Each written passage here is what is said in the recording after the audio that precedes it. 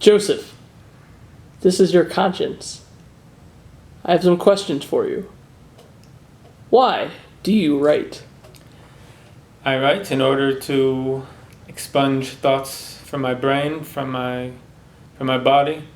So I've had many experiences in many different parts of the country, many parts of the world, and it's almost therapeutic that I just get things out of me and onto paper. What are the legends of the Black Sea? The Legends of the Black Sea are a modern 1001 Arabian Nights, but told in the post-Soviet Union and Istanbul, and mainly they're in Odessa and Istanbul. And there is a foreigner who walks around Odessa. He meets a lot of lively, strange, crazy people, and they tell him all these amazing stories, such as Dr. Yuri Ivanovich, the bull and the ballerina. Many of them are allegorical, dealing with Ukraine, Turkey, Istanbul, Russia, and there's lots of ideas about culture, and it's supposed to be a humorous, tongue-in-cheek work, and it's also just supposed to tell you that it's better to be a good person rather than to be loyal to the culture you were born into. What is the significance of old paper?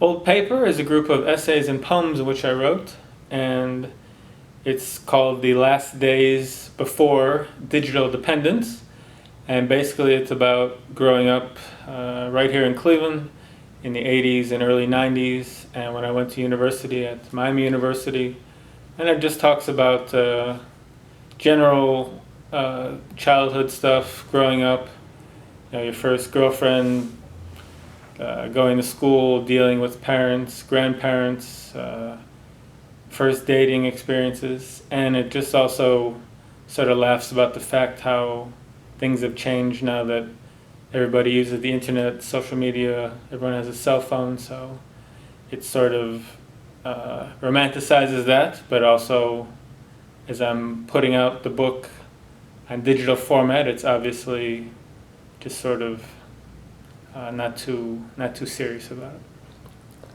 Why did you take a walk through Russia?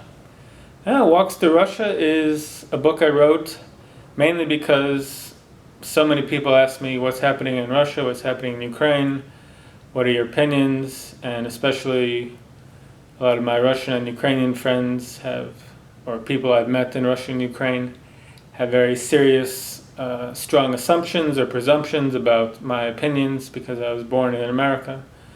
So I gave a very, very, very subjective analysis of my time in Russia, in Ukraine, and just a lot of personal anecdotes, right in the Trans-Siberian, living in Kiev, living in Odessa, living in Moscow.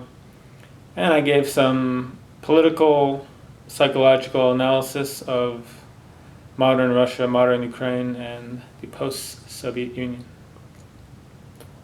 Excellent. Thank you. You're welcome.